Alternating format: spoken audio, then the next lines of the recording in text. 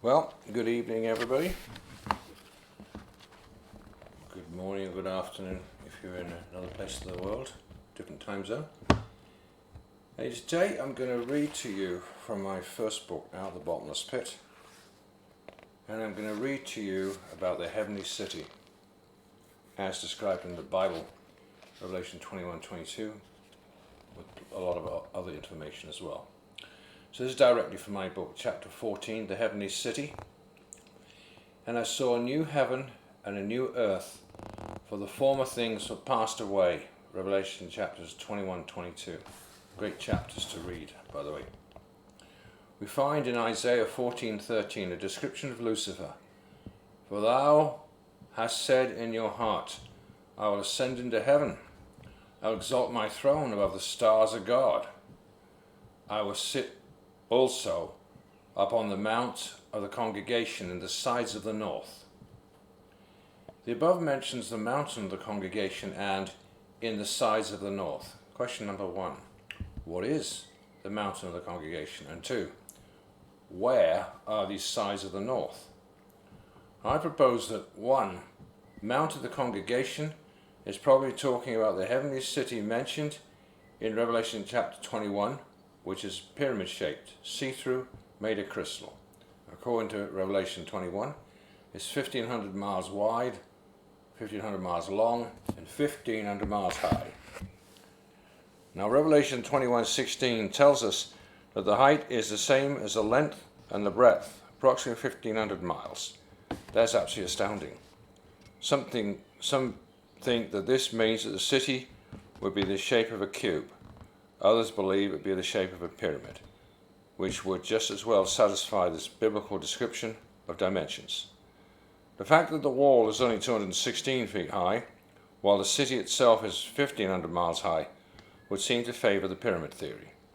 I don't know why God is going to build the city that way.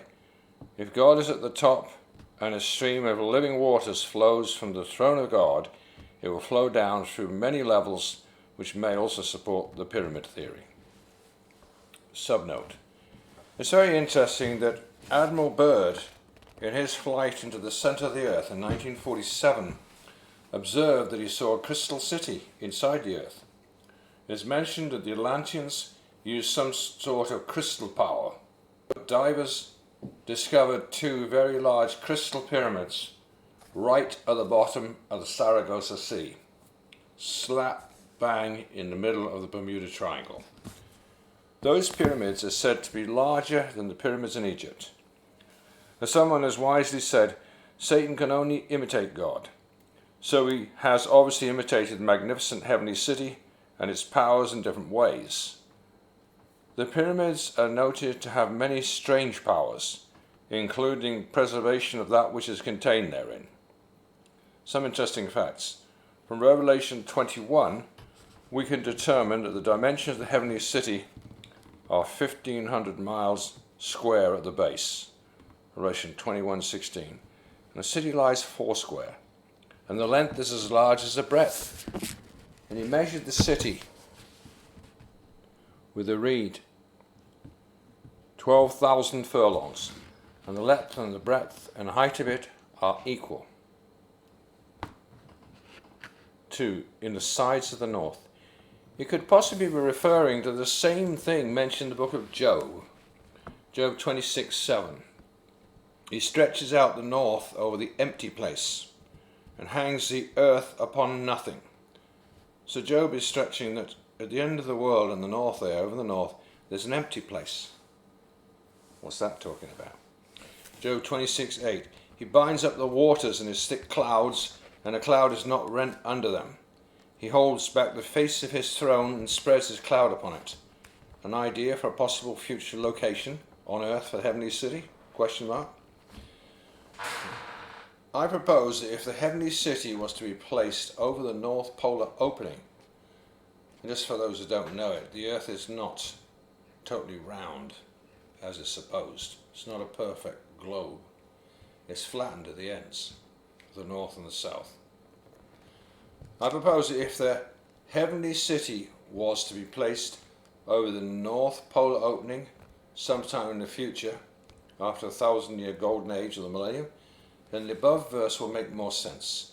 In other words, God's throne is not there at present in the north, and instead he's covered the air with clouds in his absence. God's throne is in the pinnacle apex of the pyramid-shaped heavenly city, a bit similar to the picture on the $1 bill with its missing capstone. Jesus is the cornerstone or capstone.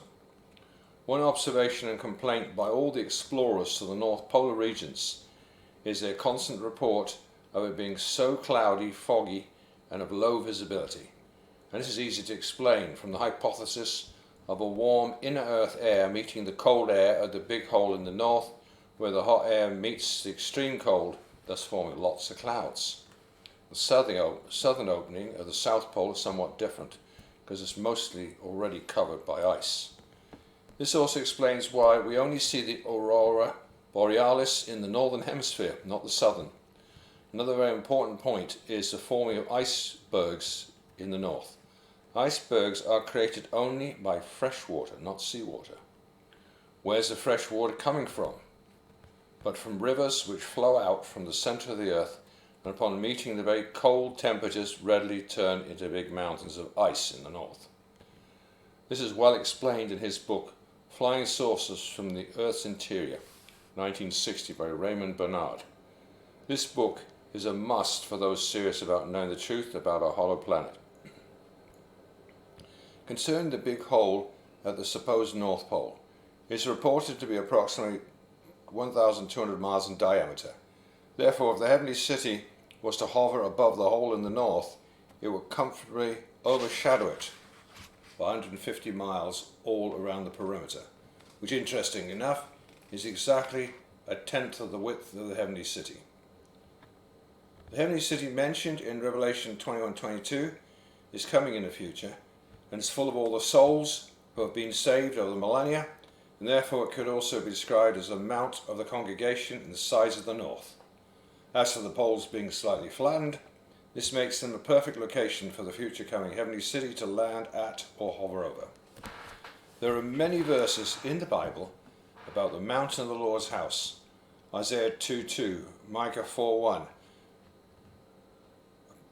A place to place a city so vast is going to have a very special location. The heavenly city is referred to as New Jerusalem. Is massively bigger than Little Jerusalem today. It's a movable, flying, floating city spacecraft. Linking now to the Philadelphia experiment, see the full account of the Philadelphia experiment in chapter 23 of this book. One of the two survivors from that horrific invisibility shield experiment, or the rainbow experiment, from those origins you have stealth technology today, or invisibility. The rainbow experiment from 1943 was a man called Al Bielek.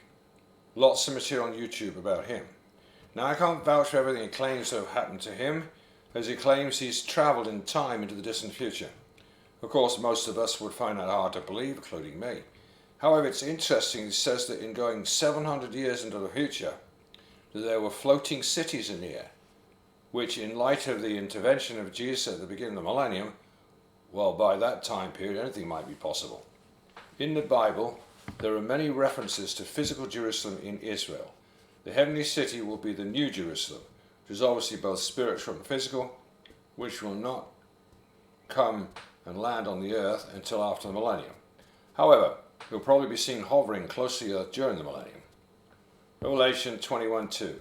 And I, John, saw the holy city, New Jerusalem, coming down from God out of heaven, prepared as a bride adorned for her husband. Revelation 21:10. He carried me away in the spirit to a great and high mountain, showed me that great city, the holy Jerusalem, descending out of heaven from God, having the glory of God. And her light was like unto a stone most precious, even like a jasper stone, clear as crystal. So where could a city which is 6.25 million square miles in area be safely located? Is it possible in the future millennium, golden age of 1,000 years of peace on the earth, with Jesus Christ as supreme ruler, that the climate in the Arctic could be changed by God himself to a warm, balmy climate free of ice as part of ushering in the golden age? If so, Would the Arctic provide a perfect location for a landing base? Isaiah 2:2. And it shall come to pass in the last days that the mountain of the Lord's house shall be established in the top of the mountains, and shall be exalted above the hills. All nations shall flow into it. In order that all nations shall flow into the heavenly city, it has to be somewhere very easily accessible, and a future earth will contain much more land, no longer be covered in 70% seas, as stated in Revelation 21:1, and there was no more sea. Isaiah 2:3. And many people shall go and say, Come, let us go up to the mountain of the Lord, to the house of God of Jacob, and he will teach of his ways, and we will walk in his paths. Out of Zion shall go forth a law, and a word of the Lord from Jerusalem. Yeah, it's not talking about that piddly Jerusalem over in Israel. It's talking about this massive city, like I said, 1,500 miles wide, long and high. A real piker. Micah 4:1. But in the last days it shall come to pass that the mountain of the house of the Lord shall be established in the top of the mountains. That's just meaning this thing is, I think it's 250 times the height of Mount Everest, just to give you a sense of proportion. It's like half the size of the United States in the area, the bottom of it, or the pyramid. And it should be exalted above the hills. People shall flow into it. Micah 4:2. Many nations shall come and say, Come, let us go to the mountain of the Lord, and to the house of the God of Jacob, and teach us his ways. We will walk in his paths, for the law shall go forth from Zion, and the word of the Lord from Jerusalem. Micah 4:3. And he shall judge among many people, rebuke strong nations afar off, and they shall beat their swords into plowshares, and their spears into pruning hooks. Nation shall not lift up a sword against nation, neither shall they learn war any more. Well, we're all looking forward to that. For the 1,000 years of millennium, golden age of Christ, God will choose physical Israel and Jerusalem as his capital from which he reigns, but that after the great white throne judgment, Revelation 20:11-15, the end of the millennium, when the heavenly city finally comes down to earth, then God's headquarters will be the heavenly city itself, now placed on the earth in the most practical location, wherever that may be. I think it could be in the North Pole. Well, what's now the North. It's flat up there, so it's a better location than anywhere else. Once the heavenly city actually lands on the earth, there will be universal reconciliation and eternal restitution for all souls. Revelation 22:2-3. Revelation 22:2. In the midst of the street of it, either side of the river, there was the tree of life, which bare 12 manner of fruits, and yielded her fruit every month. And the leaves of the tree were for the healing of the nations. Revelation 22:3. And there should be no more curse. The throne of God and the Lamb shall be in it, and his servants shall serve him. The wonder of heaven. It's just as though heaven, or the life hereafter for us, the saved, is an extension or amplification, a multiplication of the joy and the thrilling, exciting lives we now lead.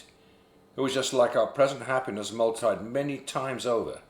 Heaven and the heavenly city were all busy, but there were things we liked to do, that we loved to do, enjoyed doing for the Lord, just like the things we do now. Do you understand what I mean? It's like heaven was a continuation of our present kind of life, only much better, happier, with manifold blessings, achievements, even more thrilling and exciting work. Here are some beautiful Bible scriptures about heaven and the coming paradise. Behold, I make all things new. The glorious new heaven, new earth, the golden city of God. Speaking of that glorious new heaven, new earth, let's examine some of the beautiful scripture passages that speak of this wonderful coming event. Isaiah was one of the first prophets to speak of this clear back 700 BC. Isaiah 66:17. Behold, I create new heavens and a new earth, and the former shall not be remembered, nor come into mind. Isaiah 66:22. For as the new heavens and new earth which I make shall remain before me, says the Lord, so shall your seed and your name remain. Then almost 900 years later, John the Beloved was taken into the Spirit by the Lord's angel, actually shown the coming new heaven, new earth, described it all in much greater detail, Revelation 21:1. And I saw a new heaven and new earth. The first heaven and the first earth were passed away, and there was no more sea. In Revelation chapters 21-22, John gives us a very specific and detailed description of this new heaven, new earth, this lovely, breathtaking, golden city of God that comes down to earth at this time for all of us to dwell in. A city so beautiful and magnificent, the foundations are even made of precious stones, like emeralds and rubies and diamonds and sapphires, and the streets are made of pure gold. Revelation 21, 2-5. And I, John, saw the holy city, New Jerusalem, coming down from God out of heaven, prepared as a bride, adorned for a husband. I heard a great voice out of heaven saying, Behold, the tabernacle of God is with men, and he shall dwell with them. They shall be his people, and God himself shall be with them, and be their God. And God shall wipe away all tears from their eyes, and there shall be no more death, nor sorrow, nor crying, neither shall be any more pain. The former things have passed away. And he that sat upon the throne said, Behold, I make all things new. Revelation 21, 10-21. And he carried me away in the spirit to a great and high mountain, and showed me that great city, the holy Jerusalem, descending out of heaven from God, having the glory of God. And her light was like unto a stone most precious, even like a jasper stone, clear as crystal. And had a wall great and high, and had 12 gates, and had the gates 12 angels, and names written thereon, which are the names of the 12 tribes of the children of Israel. On the east 3 gates, on the north 3 gates, on the south 3 gates, on the west 3 gates. And all the city had 12 foundations, and the names of the 12 apostles of the Lamb. And he that talked with me had a golden reed to measure the city, and the gates thereof, and the wall thereof. And the city, and he measured the city with a reed 12,000 furlongs, approximately 1,500 miles, 2,400 kilometers, and the length of the breadth and height of it are equal. And he measured the wall thereof 114 cubits, according to the measure of a man, that is, of the angel. Cubits about 18 to 22 inches. So this averages out to approximately a height of 240 feet, or 72 meters high, very high wall. And the building of the wall of it was of jasper. The city was pure gold, like unto clear glass. The foundations of the wall of the city were garnished with all manner of precious stones. The first foundation was jasper, second sapphire, third chalcedony, fourth an emerald, fifth sardonyx, sixth sardius, seventh chrysolite, eighth beryl, ninth a topaz, 10th a chrysoprasus, the 11th a jacinth, 12th an amethyst. And the 12 gates were 12 pearls. Every several gate was one pearl. And the street of the city was pure gold, as it were transparent glass. As you can imagine, the beauty of all these precious stones must be beyond description. All the gorgeous colours, and the streets of gold, and a wall like diamond. Wow! On earth these things are only seen in tiny jewellery, like rings and necklaces. Can even imagine seeing them in such great proportions, with the light of the city shining through them from behind.